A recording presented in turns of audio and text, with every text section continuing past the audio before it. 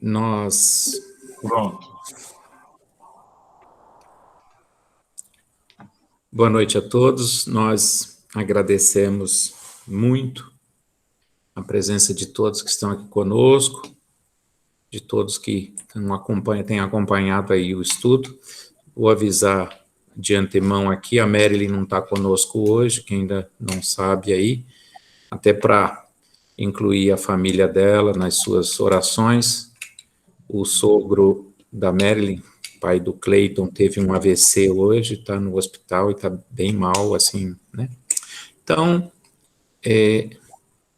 vamos dedicar aí a eles também o nosso pensamento e o nosso desejo de muita paz, de muito equilíbrio, de muita força, né, de muita confiança em Deus, né, que onde a gente vê essas provas, as mais duras, como a gente tem estudado aqui, né, existe uma força providencial que utiliza de todos os instrumentos, inclusive da dor, para que nós nos alinhemos sempre, às vezes no longo prazo, às vezes num prazo que está para lá da nossa consciência, desta nossa experiência de vida, mas para que nos alinhemos de volta ao eixo, a gravitar em torno da unidade divina, no amor de Deus.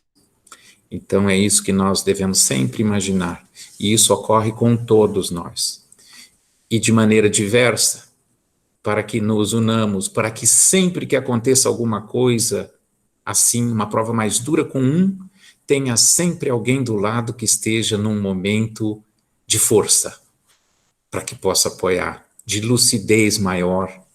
Como diz um velho provérbio popular, Deus nos dá o frio conforme o cobertor. Ele parcela, ele suaviza as nossas provas na nossa capacidade de entendimento, de aceitação, de compreensão e das nossas resistências também, inclusive da nossa fé. Como disse Jesus, ele não coloca sobre os ombros de ninguém um fardo que não se possa carregar. Então nós vamos falar muito hoje aqui a respeito do amor de Deus, para a gente encerrar esse ciclo de 4 encontros a respeito da nossa visão, do nosso entendimento e do nosso pensamento sobre Deus. O Deus em espírito, com todo o universo, e em matéria também. Qual a matéria de Deus? Toda a matéria do universo. Não existe um átomo, não existe uma célula em que não tenha o pensamento criador e o sopro do amor de Deus. Então, por isso que nós vamos começar hoje. Eu vou quebrar um pouquinho o protocolo, vocês me perdoem. Eu vou fazer aqui uma leitura de uma oração em forma de soneto de Alta de Souza, onde ela nos coloca isso como nosso sentimento, nosso coração, que é o órgão da vida, onde nós simbolizamos todo o nosso sentimento, onde nós podemos encontrar e ouvir Deus mais presente. A mensagem fraterna, ela nos diz: meu irmão, as tuas preces mais singelas são ouvidas no espaço ilimitado, mas sei que às vezes choras consternado ao silêncio da força que interpelas. Volta ao teu templo interno abandonado, a mais alta de todas as capelas, e as respostas mais lúcidas e belas hão de trazer-te alegre e deslumbrado. Ouve o teu coração em cada prece. Deus responde em ti mesmo e te esclarece com a força eterna da consolação. Compreenderás a dor que te domina, sob uma linguagem pura e peregrina, é a voz de Deus em luz de redenção.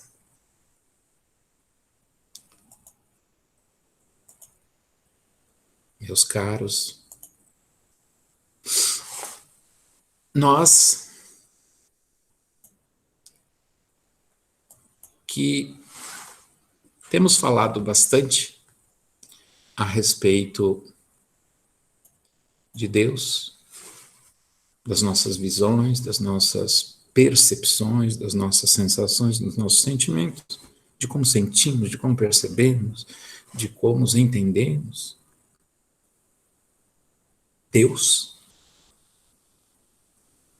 Nós gostaríamos que vocês participassem hoje a respeito do que nós já falamos nesses 3 encontros anteriores, a respeito de alguma coisa que possa ter mudado, que possa ter vindo à tona, que possa ter sido demonstrada, e também, por outro lado, como já dissemos aqui, que a gente aprende muito com a negação, com a discussão, com a discordância, com o questionamento, né? Fiquem à vontade a respeito. A Miriam sempre fez umas colocações um dia a respeito de ver, de sentir Deus nas coisas assim, nas flores, na criação. Ela citou, eu lembro, nas flores, na natureza. Né, Miriam? Não estou errado não, né? Não. Tá Tem certinho. algo mais assim que você, nessa nossa proposta, nessa de discussão e no que a gente trabalhou nesses dias, de rompermos com a ideia de limitar, inclusive, imagem de Deus. Não precisamos fazer imagem de Deus, né? Mas de saber, buscar saber e sentir e perceber que Ele está em tudo. Faz sentido para você? Você está relativamente, pelo menos, tranquila com relação a isso? Eu? É. Eu estou. Por quê? Não, a Não pergunta é é direto a mim? porque eu lembrei que você colocou uma visão de Deus a respeito da força que dá vida a flores, a tudo. Eu lembro que você falou da natureza, por isso estou te perguntando. Então, isso para você parece que já era bem natural. Alguém persiste muitas vezes assim, de entre todos nós, agora para todos, com uma imagem ou visão de Deus daquele velho que está assim naquele quadro famoso da Renascença, né? Onde ele está estendendo a mão e tem Adão, assim, né? Uma ligação elétrica, parece assim, fluídica, elétrica, do dedo, né? Um tocando o dedo de Deus, né? Sabe o Criador, assim, dando forma à matéria pela sua vontade exclusiva ali, naquele momento. Isso é muito presente na nossa história, tá? De uma pessoa do sexo masculino, a gente falou isso no primeiro dia daqui, né? Há quase um mês, há 3 semanas, do sexo masculino, de idade avançada, de barbas longas, e com um manto dourado, todo poderoso, e um trono. Essa imagem, que é a que os artistas, os teólogos, assim, propuseram lá no início, ainda nos perturba sobre essa origem que a gente não consegue questionar a respeito de Deus, e dizer o seguinte: Deus é a força suprema, criadora, o pensamento controlador de tudo no universo e está em todos os lugares. Está em toda a matéria, em todo o espírito. A gente consegue conviver com isso? Essa é a minha pergunta hoje fundamental. Por isso que eu perguntei para Miriam ali. Nós temos alguma coisa assim que nos afasta disso ainda? O que vocês acham? Alguém?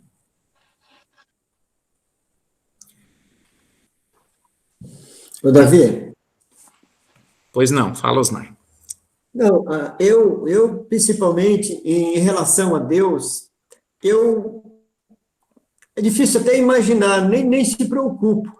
Isso. O que eu mais sempre se preocupei em imagem era de Jesus, que Ó, sempre a gente vê imagem de Jesus, ora você olha um loiro, moreno, cabelos compridos, olho azul, olho escuro. Toda vez que eu vejo uma imagem de Jesus, a minha cabeça gira em torno disso. Mas será que Deus era... não. Tá, Deus, como a gente acredita, para mim parece que nem vem na cabeça a imagem de Deus. isso, perfeito, ótimo, maravilhoso, Osmar, por dois motivos. Primeiro, a maneira como você colocou o sentimento, a sensação com relação a Deus. E segundo, com relação a Jesus. Nós vamos falar muito de Jesus aqui agora, porque a minha pergunta ali para frente é o seguinte: Jesus é Deus? Tá? Já vamos chegar lá. Hoje nós vamos conversar, que nós vamos trocar figurinhas a respeito disso. Tá? Muito bem, mas você foi ótimo de colocar dessa forma. Nós conseguimos imaginar, então, sem formas, como bem disse o Osmar, mas assim, que Deus, ele não é onipresente porque tem uma mágica, uns olhos mágicos que nos espionam em todos os cantos. É simplesmente porque estamos com ele em tudo. Dá para imaginar isso, né? Dá para dizer, olha, ele está em tudo. Ele sente tudo. Ele sabe tudo. Como ele é, não nos atrevemos. Não nos atrevemos nesse como dessa forma. Por quê? Porque nós não vamos sequer individualizar. Quem é? Não existe quem é Deus. Existe o que é Deus. Isso é lógico. Quem é Deus não é lógico. Para a nossa lógica, para a nossa mente, para a mente humana na Terra. Tá certo? É isso que nós... Então nós temos que nos acalmar com relação a esses conceitos de Deus. Não buscar definições de Deus. Então eu vou falar algumas coisas aqui para a gente ir fechando um pouco essa parada. Tá bom? Hoje sobre isso. Muito bem. Nós vamos falar aqui a respeito... A gente faz, mas muitas vezes esse conceito do ser superior, que é natural que tenha havido e que ainda haja, e que a maioria das pessoas ainda entendam assim, como sendo alguém. Só que esse alguém, nas diversas religiões, nas diversas culturas, esse alguém era alguém parecido ou que continha aquilo que essas culturas, essas raças, esses povos desejavam para si, porque era o seu Deus. Tem um amigo que costuma dizer o seguinte, que o Deus dos povos na antiguidade, ele não precisava ser esse Deus onipotente, onipresente. Bastava que ele fosse um Deus superior ao Deus dos outros povos. E isso, então por isso o nosso Deus, aquele que me veste, me protege na batalha contra meus inimigos, né? Kardec usou muito essa expressão, que era muito viva, o Deus dos exércitos. Na hora que eu vou guerrear, o meu Deus vai me proteger, e o meu Deus é superior ao Deus deles. Até porque existiam crenças tão diversas em vários deuses diferentes. Só que nas religiões, nas culturas monoteístas, todos os que acreditavam em um só Deus foram trazendo um conceitual desse Deus, seja ele chamado de Alá, Jeová, Deus, né, ou Brahma, né, ou quem quer que seja, tá? Nas religiões monoteístas mais antigas, ele tinha características parecidas. Ora, se só existe um Deus, ele tem característica parecida que o outro crê, não é o mesmo? E às vezes com figuras diferentes. Então nós vamos dar uma olhada, que é o seguinte, que os espíritos que trouxeram muitas vezes, o pensamento, como que Deus é, porque essa sempre foi a curiosidade desses povos, mesmo acreditando em um só Deus, como é o caso dos hebreus judeus, que a gente tem mais, né, a origem é até do cristianismo nasceu disso. Então, deles, que a gente tem um contato maior, nossa cultura, com a Bíblia, né, com a Torá, ou Bíblia hebraica, que vem de lá de Moisés, né, contando o início do mundo através daquelas figuras todas de Adão e tal, até o nascimento de Jesus, até a vinda do que eles acreditavam ser o Messias, até ali, pelo menos os judeus. Então, esse povo, embora eles colocavam Deus como alguém, como um rei soberano e poderoso, o rei dos céus, ou o rei do céu, né? Porque eles acreditavam apenas na terra, e na terra plana, no céu como abóbada, cobrindo a terra, e nas estrelas como luzinhas para nos enfeitar as noites. Essa era, né, lá na antiguidade ainda. Então, o que acontece? Mesmo esse Deus, quando vinha o que eles acreditavam ser a palavra de Deus, ou Deus falou, Deus soprou, na realidade a gente sabe que eram espíritos, anjos, mensageiros, como muitos deles depois relataram, inclusive os profetas da antiguidade, como Daniel, Jeremias. Então, o que acontece? O que ele trazia? Como que eles diziam? O que esse Deus dizia para eles? Então, por que eles acreditavam no Deus que era do seu povo, que o protegia contra os inimigos da outra nação, e que era aquele soberano que punia, que castigava, e que salvava aqueles que levavam presentes para eles, ofertas, sacrifícios, e puxava o saco, como a gente diz hoje, né? Fazia bajular. Porque era assim que eram as relações com os poderosos, né?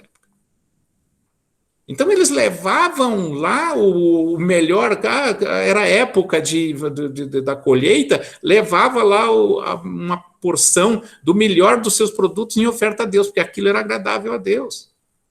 Né? Temos nos livros de Moisés o dia das ofertas lá, que levavam lá o melhor cordeiro e botava na fogueira lá, porque o aroma da carne era agradável a Deus. E diz, olha que coisa, por quê? Eles acreditavam nessa semelhança. Então, isso é uma questão humana, da época. Mas o que vinha por esses anjos, por esses espíritos mensageiros, através dos profetas, que eram os médiuns da antiguidade, o que vinha? Vinha dizendo que era assim? Nós tem uma coletânea de frases aqui, do Antigo Testamento, dos Salmos, de como vinham essas informações. E a gente vai ver que não era nada disso. Isso é muito interessante. Vamos pegar aqui.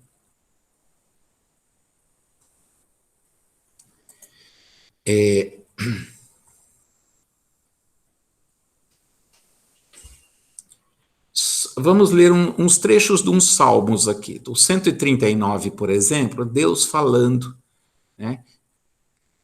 Você pode não me conhecer, mas eu sei tudo sobre você. Sei quando você senta, levanta, eu conheço todos os seus caminhos. Está no Salmo 139. Tá? Essa coletânea aqui foi organizada por um rapaz de uma maneira bem como se contando uma história, ou descrevendo o Deus, né, que está na Bíblia. Ele mistura coisas do Novo Testamento também, então eu vou colocar na ordem que está aqui, para fazer um sentido. Então ele diz, eu conheço todos os seus caminhos e sei tudo sobre você, está nos Salmos. E aí pula lá para o Mateus, ele diz, até os cabelos da sua cabeça estão contados. Jesus falando isso no sermão. Depois volta lá para o Gênesis. Você é a minha descendência. Você vive, se move e tem existido em mim. Você não foi um erro, pois todos os seus dias estão escritos no meu livro, Salmo 139 ainda. Eu determino o momento do seu nascimento e onde você vai viver. no Salmo 17. Eu tenho sido mal representado por aqueles que não me conhecem. Evangelho de João, capítulo 8. Eu não estou distante e zangado, pois eu sou a expressão completa do amor. No Evangelho de João.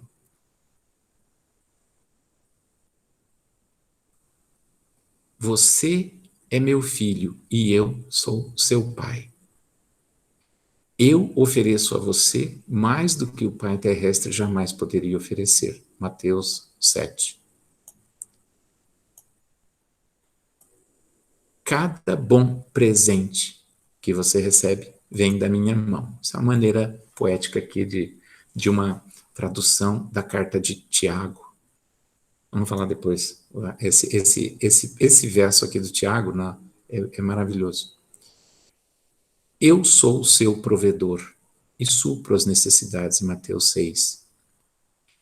Meu plano para o seu futuro tem sido cheio de esperança, Jeremias. Porque eu te amo com um amor eterno, ainda na revelação de Jeremias. E assim vai. Eu desejo te estabelecer com todo o meu coração e toda a minha alma, ainda na revelação de Jeremias. Isso é muito legal. Eu quero te mostrar coisas grandes e maravilhosas. E se você me buscar de todo o teu coração, você me encontrará.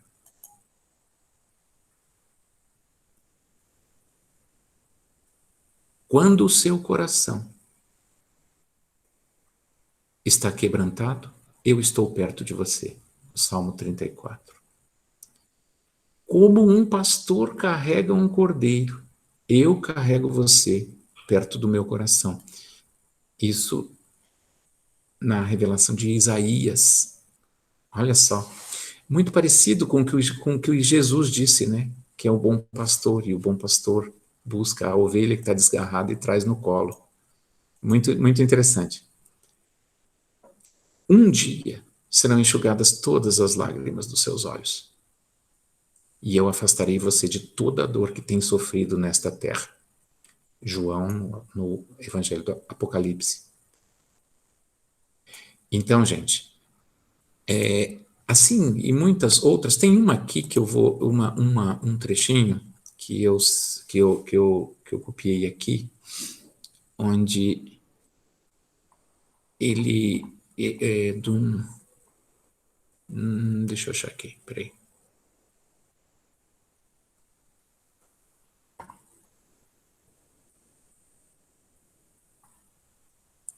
Tá.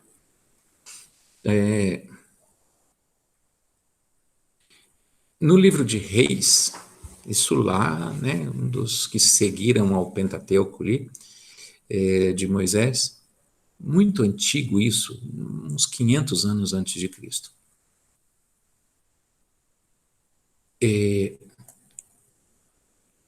Diz o seguinte: na verdade, habitaria Deus na terra?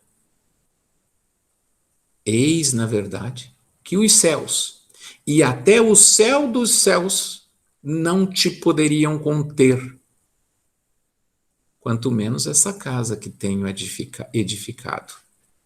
Eles fizeram um templo, né, e um altar, e dizeria: Deus vai habitar aqui? Ou Deus habita na terra? E aí a revelação do profeta foi esse aqui: eis que os céus e até o céu dos céus não te poderiam conter. Isso é a primeira citação bíblica a respeito da chamada onipresença de Deus, que a gente falou tanto aqui. E isso é repetido lá no livro de Crônicas, onde diz: porém, quem seria capaz de lhe edificar uma casa, visto que os céus e até os céus dos céus não o podem conter? E quem sou eu que lhe edificasse uma casa, salvo para queimar incenso perante ele? Então, aqui, olha que coisa interessante. É a primeira citação dessa forma que tem na Torá. Lá no livro, coisa escrita 500 anos antes de Cristo. E dizendo, os céus e os céus dos céus, é o que eles imaginavam, não podem conter Deus. Então, as revelações a respeito de que Deus não é alguém, não é um espírito, não é um Senhor poderoso, alguém, um ser, como disse a Rose, né, Rose? Não é, está lá desde o princípio. Desde o princípio. Né? Mas vem a figura de Jesus, vem Jesus. E Jesus resgata isso. Aliás, tem uma frase muito bonita de Jesus que se aplica a tanta coisa que era mal interpretado, que ele diz, eu não vim destruir a lei, eu vim dar cumprimento. Essas coisas já estavam todas escritas lá. Tem até um livro espírita, que agora me fugiu aqui, me parece que Humberto de Campos, que escreveu, né, traduzindo uma situação que ocorrera no tempo de Jesus, onde ele disse o seguinte, o que está escrito na lei, que é diferente do que eu tenho ensinado. Dizendo para ele, o olho por olho, dente por dente. Ele fala, não. Isso não é a lei.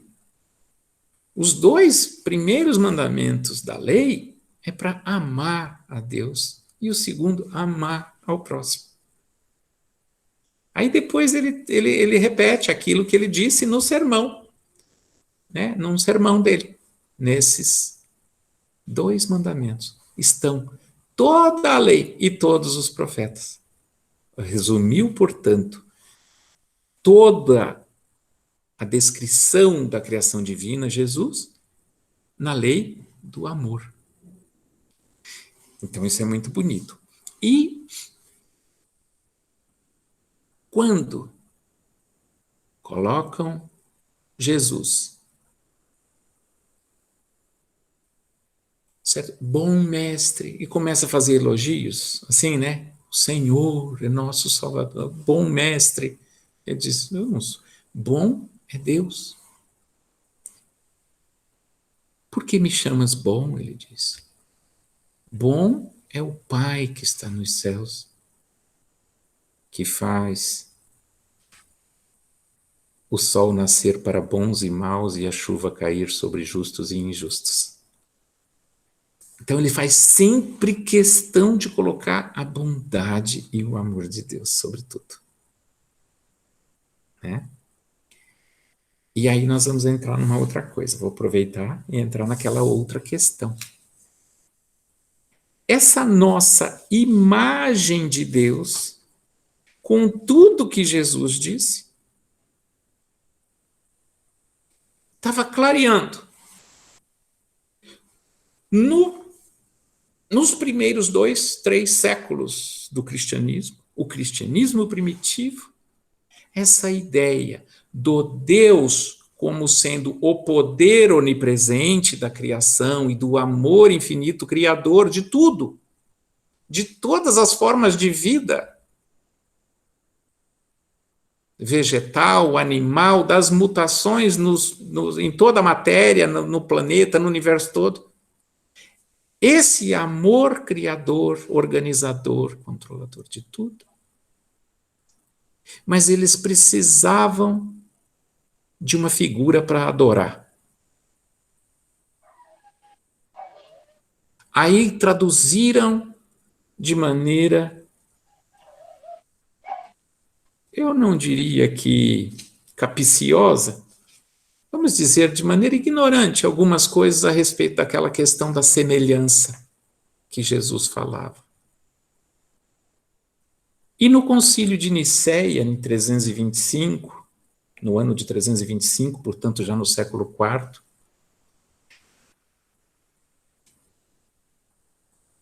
a igreja cristã já romana, já apossada pelos conceitos e pelas crenças dos deuses romanos,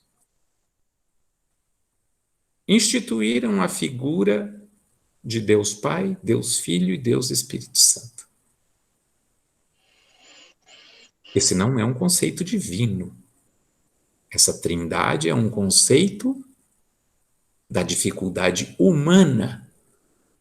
Nós temos que assumir a nossa dificuldade de conceber a origem de tudo, das coisas, porque nós somos muito limitados. E colocaram Jesus como o Deus, contrário a tudo que ele próprio disse, como aquilo que nós acabamos de citar. Não há bom senão Deus, é o único. Então, aí nós vamos nos deparar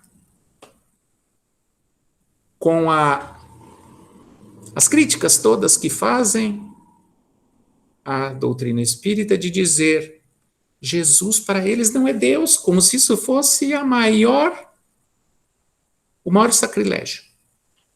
Jesus é um espírito. Jesus é um ser, Rose. Cristo Jesus é um espírito que há bilhões de anos, antes que existisse os planetas do nosso sistema solar, ele já era um Cristo, um espírito puro co-criador. E a ele coube, naquela nebulosa, esse cadinho de construir e organizar essa casa maravilhosa que nós chamamos de Terra. A casa desses bilhões de espíritos que nesses tempo todo estamos aqui. Alguns surgiram para a individualidade e a primeira consciência de si aqui, nesse planeta. Outros migrando de outros países, outros orbes, como os exilados de Capela, que bem nos descreve Humberto de Campos, que veio auxiliar o Cristo na tarefa de humanizar a Terra. Mas, e isso não retira de Jesus. Jesus, como nós o conhecemos como homem encarnado, o Jesus de Nazaré, o Nazareno, que uns pintam de um jeito, outros de outro, a sua figura humana, nessa encarnação dele conosco, né, Osmar? Mas isso não nos importa. É o nosso Senhor, o Senhor do nosso mundo, o Senhor da Terra. Não retira de nosso Senhor Jesus Cristo nenhuma das suas maravilhas, de sua potência, que é em tudo que nós falamos com relação a Deus. Ele é o indivíduo pelo qual nós podemos representar todo esse poder do bem, do amor e de tudo mais, e de todas as características que nós vemos como sendo as características de Deus.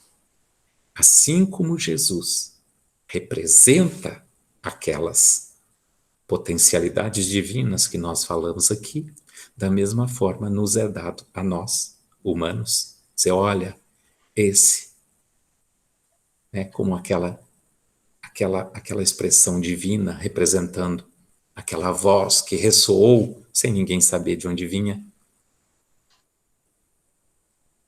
No Rio Jordão, quando João Batista colocava água sobre a cabeça de Jesus e o abençoava, dizendo: esse é meu filho amado, em quem eu tenho concebido. Concebido o quê? Tudo, a vida, o próprio planeta. Né?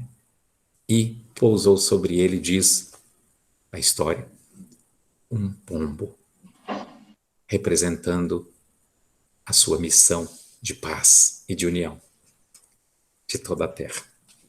É assim que nós vemos. Mas para vocês o Jesus não é Deus. Imagina, nós, quando nós não existíamos, ou quando existíamos nas esferas da animalidade, desenvolvendo a individualidade, primeiro, psíquica, antes de qualquer sinal de consciência, que é o que identifica o espírito humano. Sou, logo existo. Penso, logo existo. Eu sou eu. Eu sei que existo, então eu sou humano. Eu sei que eu sou eu. É o olhar para si e ver-se, a sua individualidade, o seu ego, a sua forma egoística representando o que eu penso. Esse é o ser humano, esse é o espírito. Antes disso, podemos até chamar de espírito, mas não é um espírito humano, não é consciente. Desenvolve na animalidade os seus princípios, a sua individualidade. Podemos dizer que um cachorro é um indivíduo, mas não é humano, obviamente. Mas já é um indivíduo. Outros animais de outras categorias talvez não sejam. Os mamíferos da Terra são indivíduos. Né? Esse Cristo, portanto, que nesses bilhões de anos administrou, programou, construiu essa casa. Não é justo que muitos o veem como o Deus, muito superior aos deuses da antiguidade? É normal. Nenhuma crítica a quem vê o Cristo Jesus como Deus. Não, não é problema. Mas nós não podemos personificar Deus em tudo para tentarmos entender ou negociar com Ele. Então, quando nós falamos que Deus, na frase magnífica de um mentor da nossa casa, que foi o presidente espiritual até algum tempo atrás, chama-se Tiago. Ele diz: Deus tudo vê, tudo sabe e tudo conta. Por muito tempo eu me perguntei o que é o tudo conta. Porque o tudo vê e tudo sabe são das características que nós já estudamos desde Kardec. O que é o tudo conta? Aí Joana de Ângeles nos explica. Não há um pensamento, uma expressão que não é levada em consideração. A nossa trajetória é importante para nós e para os que nos cercam nos detalhes, inclusive nos detalhes. Fui aprender um dia que os filhos aprendem conosco menos sobre o que falamos e muito mais sobre como agimos.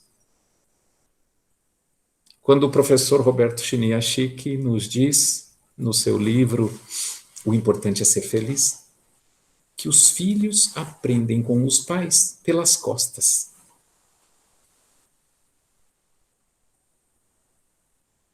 Os filhos aprendem com os pais pelas costas.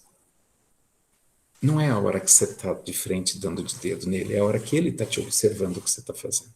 Aí que ele aprende. E às vezes a gente não se dá conta, né? E cai em algumas ciladas. Agora, aos olhos de Deus, Deus não pode ser contido nem pelos céus, nem pelos céus dos céus. Desde a antiguidade está dizendo, ele é. Então, nós falamos aqui semana passada, quem é Deus? Eu sou. A resposta do Espírito, do anjo que trazia a mensagem de Deus. Eu sou. Onde? Em tudo. O que? Tudo.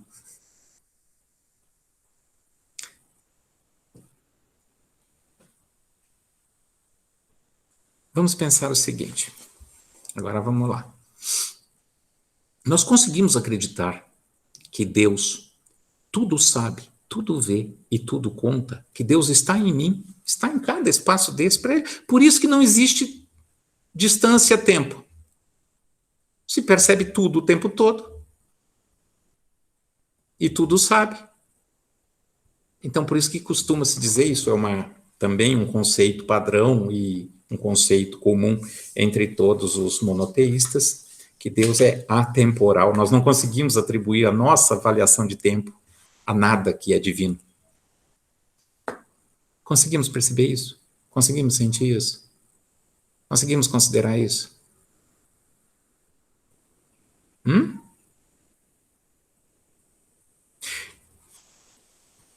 Vamos supor que eu nunca tivesse passado isso pela minha ideia.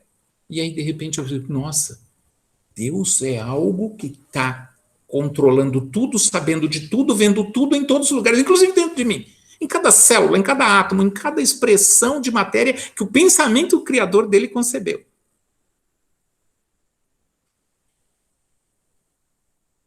Eu vou começar, né? Num primeiro momento eu ia ficar o quê? Eu vou pisar em ovos, né? Mas não é para isso. Por isso que as expressões que são diretas e objetivas dos anjos, né? Anjos, na realidade, eram espíritos, né? Que anjo significa mensageiro, significa o entregador da carta, né? Então, todos os anjos que falavam lá para os profetas da antiguidade, quando dizia assim, pensamento de Deus, e vinha, é de abraçar, é no sentido de te protejo. Foi muito mal entendido, porque eles entendiam como sendo o Deus do seu povo, da sua tribo, depois da sua raça, depois do seu país. Né? Foi mal entendido, mas o pensamento é esse para com todos. Eu estou contigo. Eu sei de tudo. Confia. Ah, confia. Mas eles não compreendiam. Então a palavra confia não seria adequada. Como eu colocar tudo, como eu me sentir seguro em tudo diante de algo que eu desconheço? Isso é confiança? Você confia no que você sabe. Você confia no que você conhece. Nós conhecemos Deus? Não. Por isso, o quesito fé. Na doutrina espírita, nós temos o costume de falar sobre a fé raciocinada. O que é a fé raciocinada? É isso que nós estamos dizendo. Olha, eu não conheço os princípios e nem a essência divina por definição, como coisa. Mas eu conheço, eu vivo dentro, eu sou, inclusive, seus efeitos. Pelo efeito, se conhece a causa, é um axioma científico. Pelo efeito, se avalia a causa. Não é assim? Como é que os peritos da polícia conseguem dizer que o carro que bateu lá e tal estava a tal tantos por hora? Pelo estrago que fez, pela frenagem que ocorreu, pelas marcas, não é? Pelos efeitos, se chega na causa. Não é assim? Tá? Jesus já dizia isso com relação a nós. Isso acontece conosco. Uma árvore boa não produz maus frutos, da mesma forma que uma árvore má não produz bons frutos. Não é assim?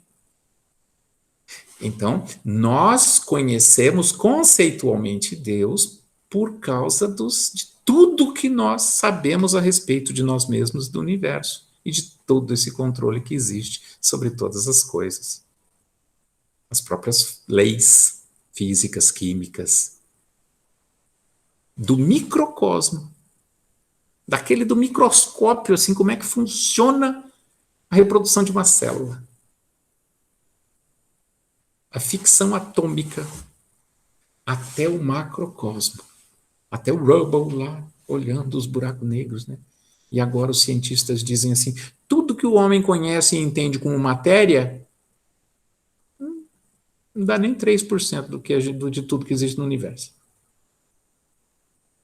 Os outros 90 e tantos por cento é matéria desconhecida. Ou infraatômica. talvez não seja constituído de átomos como a gente conhece. Talvez não seja feito de matéria tal como nós conhecemos.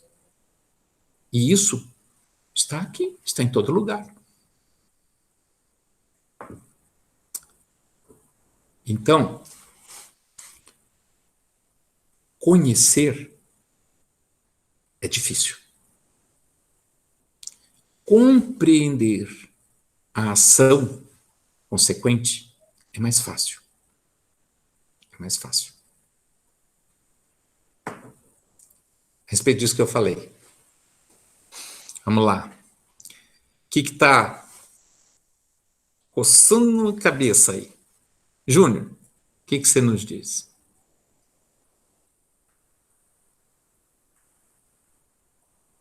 Alguma coisa?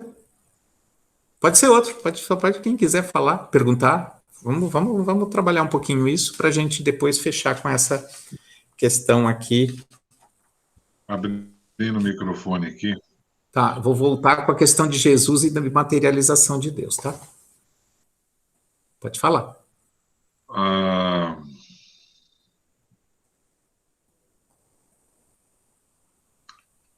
A reflexão, o raciocínio, exige muito de mim, para mim tentar alcançar o conceito, absorver esse conceito. Sim.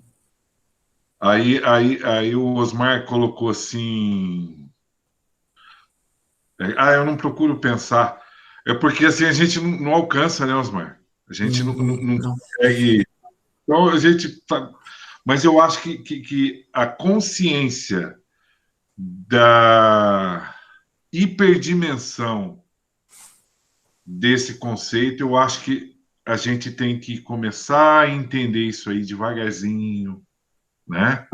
Começar a absorver isso daí, começar a aprender a sentir. Né? Sentir. Começar a aprender mais importante do que entender. Né? Mais importante. Não, porque nós não vamos entender. Sim.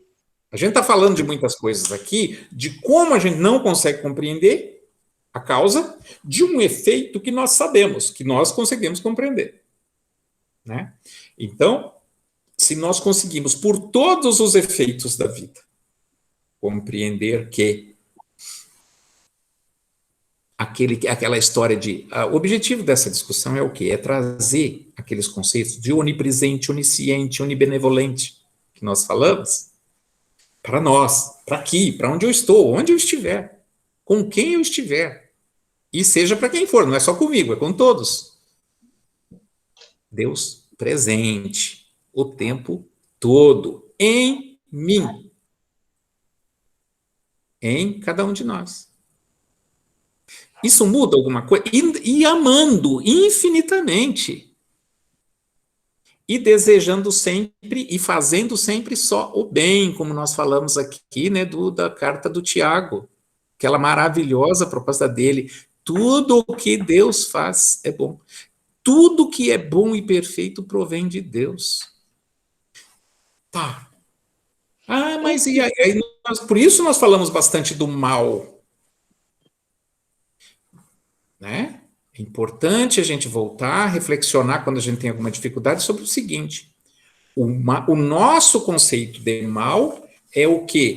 É a nossa dor causada pelo nosso livre-arbítrio, do desvio da rota e depois do retorno a ela, que às vezes é onde acontece a dor. A dor ocorre quando o mal já aconteceu e é o mecanismo de retorno. Muitas vezes, né? E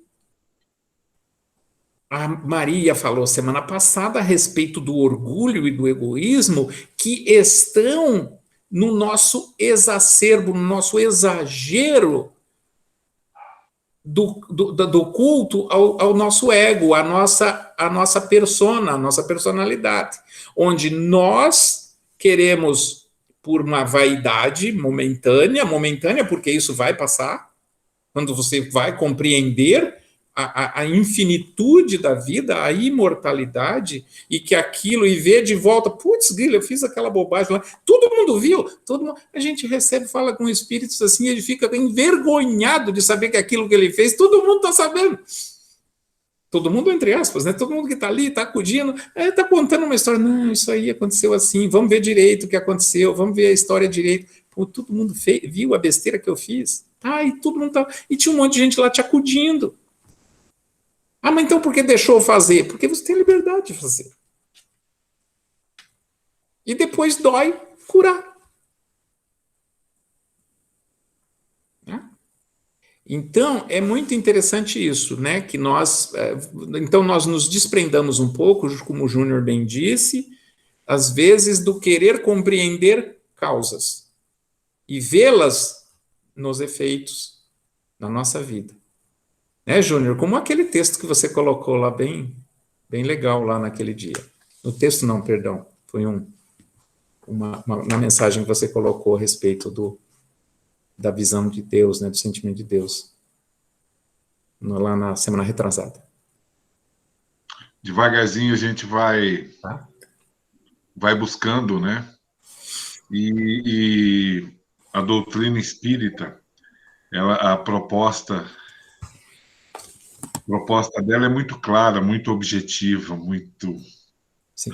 gostosa, te faz você buscar, te faz você refletir, te faz... Isso tudo calmo, tranquilo, dentro da possibilidade, dentro do limite de cada um. Sim. Né? A Miriam levantou a mão ali, o Davi. Vamos lá. Não, quando você falou, né, sobre eu ver Deus na natureza, nas plantas, e eu concordo com o Júnior, porque eu acho que é mais fácil a gente sentir a presença dele. Você vê, né, ele na natureza, na criação do mundo, né, de tudo que está ao nosso redor. Quando você vê uma cachoeira, você vê a imensidão do oceano, né, uma coisa tão assim, tão grande, né, que te deixa assim, né, te dá aquele uau, né, que coisa mais linda, né? Eu acho que a nossa concepção é muito difícil a gente fazer essa concepção visual de Deus. É uma coisa mais que você sente, é uma coisa íntima. Isso. Né? Às vezes, quando a gente está... Até pessoas que diz que não acreditam em Deus, mas quando eles estão numa situação, eles... Ai, meu Deus, me ajuda. É uma coisa que está dentro de nós, uma coisa que está, né, no nosso ser, eu acho. Deixa eu te dizer uma coisa. Há tempos atrás, conversamos na nossa reunião de desobsessão com um espírito que via o momento da morte e o seu corpo despedaçado em um acidente. E ele sentindo um desespero, simplesmente desesperado. E aí, o corpo todo estraçalhado, lá, caído, jogado. Ele não tinha pensado, ele não tinha se dado, como é que eu estou vendo? Se eu estou morto lá, como é que eu estou vendo essa cena? Ele não tinha se dado tempo de pensar nisso. Tamanho desespero. Parece que tentando juntar os pedaços do corpo, sabe? Um braço daqui, a perna dali, para recompor o corpo de carne. Quando nós falamos para ele, respira. Só respira. E aí, chegou aquele anjo de bondade, com um remedinho para ele, e ele tomou nos braços e tomou. Aí ele ia questionar, respira, apenas respira. Agora ouça o seu coração. Aí o nosso querido José aqui falando para ele, sente o seu coração, escuta, respira e escuta o seu coração.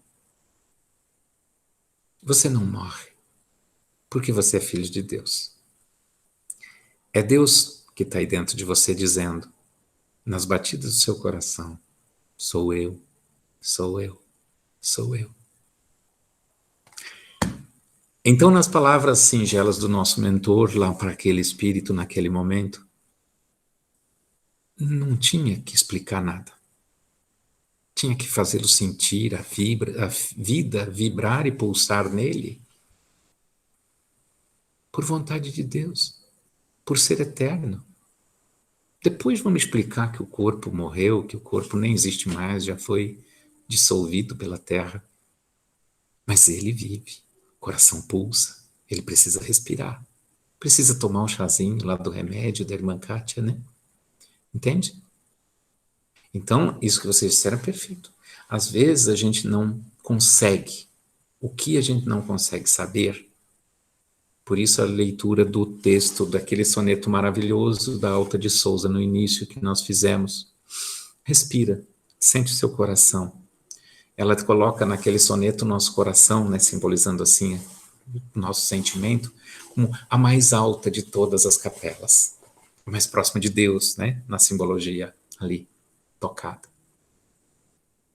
Então, nosso sentimento, se Deus é o amor, é com o sentimento puro que nós vamos percebê-lo. Não é? E o inverso? Vamos fazer aqui, já que nós estamos falando disso, a retórica aqui e o inverso? O sentimento contrário. O sentimento ou do ódio, ou da indiferença, ou do orgulho. Ele ressalta o que em nós? Essa visão divina do ser, que é chamado na parapsicologia de self? Não. O eu. O eu ego. Que está aqui para me apresentar e ser melhor, muitas vezes, que o meu irmão. Olha só a diferença. Né? Então, quando nós afinamos o nosso sentimento, nós percebemos Deus em nós mesmos. Então, a lição do meu querido José, meu querido amigo José, que nós levamos para todos. Vamos sentir Deus em nós? Quando Jesus fez algumas colocações que são ainda muito difícil de compreender, quando ele diz, brilhe a vossa luz, sois deuses, podeis fazer tudo que eu faço. E muito mais, o muito mais talvez não seja, né, na grandiosidade, na luminosidade dele, na prodigialidade, que essa é coisa de, né, mas é aqui, para conosco. Às vezes, de repente, aquilo que eu mesmo fizer no meu meio pode ter um efeito muito maior do que o que o próprio Cristo fez, por causa da distância que separa os seres. Então, isso é uma outra coisa que a gente entende, que a gente consegue compreender com os anos de convivência. Quantas vezes você dá um conselho para o seu filho, Júnior, Rose, que eu sei que tem adolescentes aí, né? Maria de Lourdes, que já teve, né, seus filhos jovens, adolescentes, Fernanda. Você dá um conselho, você fala, e aquilo não adianta. Aí você vê ele fazendo tudo certinho, mas por quê? Foi porque você falou? Não. Por quê? Ah, porque meu amigo. Ah, porque o pai do meu amigo. Poxa, minha não vale nada, né, minha? Isso acontece muito, tá? Quem tem filho adolescente sabe. Então, o que acontece? Às vezes, uma ação menor de quem está sintonizado com o outro funciona melhor do que, às vezes, uma muito mais poderosa, mas que está para ele distante. Para ele, na sua sintonia de pensamento, de sentimento, não está afinado. Não que Jesus não esteja afinado com ele, ele que não está percebendo, obviamente. Né? Então, é muito relativo isso, por isso Deus age não individualmente.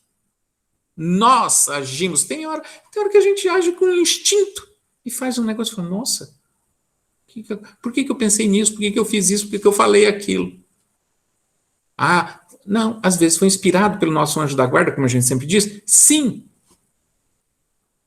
E a ação de Deus muitas vezes se faz nesse conjunto, nessa teia, nessa rede que é muito mais poderosa que a nossa internet, de pensamentos e sentimentos de todos os seres que se interligam, não é? Então isso é muito importante da gente pensar. Só para nós concluirmos que a gente está aqui no avançado da hora, nós vamos colocar o seguinte, a respeito de Jesus, porque nós falamos, e esse é um assunto importante, podemos considerar Jesus muito mais do que se imaginava de Deus na antiguidade. Isso não interfere em nada, não menospreza em nada o nosso conceito do nosso Senhor, Jesus Cristo. Que isso seja bem entendido. E que nós temos ele, como a doutrina espírita nos coloca, como o ser mais superior que nós podemos imaginar. Modelo e guia para toda a humanidade, para todos os espíritos do mundo de todos os tempos. Olha só. Então, nós temos que passar para um outro capítulo muito extenso, porque daí sim nós podemos ver o que disse e foi escrito nos evangelhos, tudo sobre Jesus, e diz do que ele é, fez e faz e está conosco. Não se tira ou não se retifica, não se contradiz numa vírgula, num acento. Isso é uma coisa. Por isso, então, sobre aquela pergunta do Livro dos Espíritos, qual o modelo a ser seguido pela humanidade? Resposta categórica, mais curta do Evangelho segundo o Espiritismo. Vide Jesus, diz o Espírito da Verdade. Simples assim. Então, nós temos, sim, um Senhor de nossas vidas, um patrono de toda a humanidade na Terra, que é o Cristo Jesus. Então, nosso conceito teórico, filosófico, de divindade, de criador do universo, do Altíssimo, vamos substituir pelo modelo que o nosso modelo instituiu, que é chamá-lo de Pai amoroso e bom. E saber que Ele está conosco e está em nós, em todos os momentos, em todos os lugares e em todo o tempo. E tudo é importante. Não precisamos nos preocupar. Os erros que todos nós cometemos, não os erros comuns, digo, os erros de cada um que todo mundo tem, dos seus, pode divergir daqui para ali, um ser mais nervosinho, briguento, o outro ser tão calmo que chega a ser omisso. Todo mundo tem o seu desequilíbrio, todo mundo está na busca de um ajuste para uma vivência mais adequada, mais harmoniosa, com esse bem imenso que enche o universo, né? Nós todos estamos nessa busca. E o que nos faz avançar nela não é competir com quem está do nosso lado, é competir com os defeitos do nosso passado, né? Então, muito se fala em reforma. Nós estamos nos reformando, né? Nós estamos nos reformando o tempo todo. Nós estamos em mutação para um processo que os orientais chamam de iluminação. Os cristãos católicos chama de santificação. Mas a gente, antes de ser iluminado e antes de ser santo, eu diria que nós estamos todos passando por um processo de humanização primeiro, né? De fraternidade. Se nós um dia chegarmos daqui a alguns milhares de anos e dizer assim, nós somos uma família, a família da Terra, a família dos espíritos terráqueos, humanos terráqueos, irmãos todos. Olha que evolução. Não é assim? Então,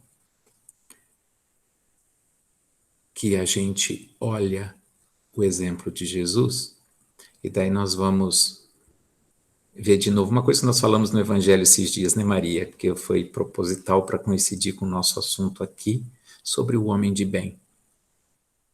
O ser voltado para o bem, para a paz, de boa vontade e de fraternidade para com todos os outros, de todas as espécies aí, de todas as culturas, vamos dizer assim, de todas as vivências, de todas as partes da Terra, de todas as línguas, de todos os países, que essas divisões são o homem que fez.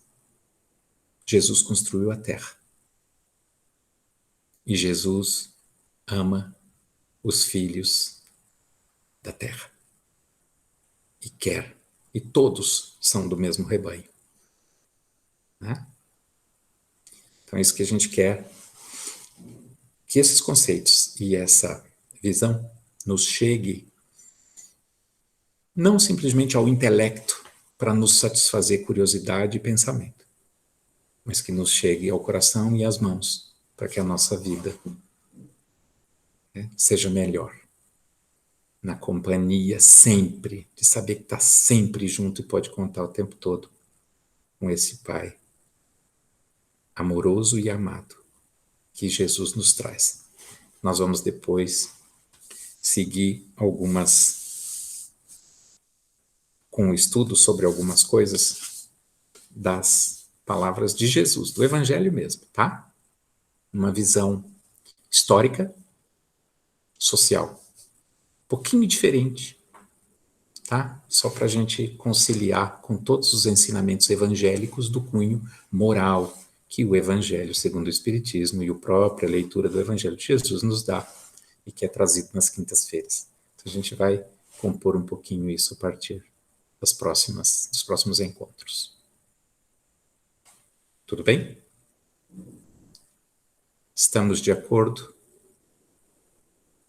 Então tá. Lenir está nos ouvindo aí, né? Você tirou a imagem aí, mas está aí conosco? Abre o microfone, faz uma prece para nós. Aí, ó, eu sei que vocês podem. Por favor. Ela desligou lá para a gente não perguntar para eles, que daí não fica vendo a carinha, ela não pergunta. Obrigado. Por favor. Nesse momento, vamos agradecer a Deus a oportunidade de estar aqui aprendendo a sua doutrina, aprendendo a sua lição sobre Jesus, sobre Deus. Agradecer a Ele tudo de bom que tem feito em nossas vidas, a nossa saúde, o nosso trabalho e ao nosso encontro de hoje. Que assim seja. Obrigado. Deus os abençoe. Contamos com todos na próxima semana. Obrigada. Tchau. Fiquem com Deus e até amanhã. O Júnior está falando, está sem som, Júnior. Obrigada. Eu gostaria de finalizar o vídeo aqui, tá? Agradecendo a presença de todos e convidando as pessoas. Isso aí vai chegar no YouTube, vai chegar na página da FEMEL no Face. Se quiserem participarem deste momento, ocorre todas as quartas-feiras, às 8 horas da noite. Ok? tem esse papo agradabilíssimo com o nosso querido Davi. Sejam bem-vindos. Aí vocês coloquem no comentário. Ó, eu quero participar. Aí a gente insere você dentro do grupo do WhatsApp da nossa casa, Fraternidade Espírita. Para poder Muito receber o link para entrar na reunião ao vivo. Exatamente. Certinho. Muito obrigado, pessoal. Deus abençoe. É com Deus. Beijo. Tchau, obrigada, beijo.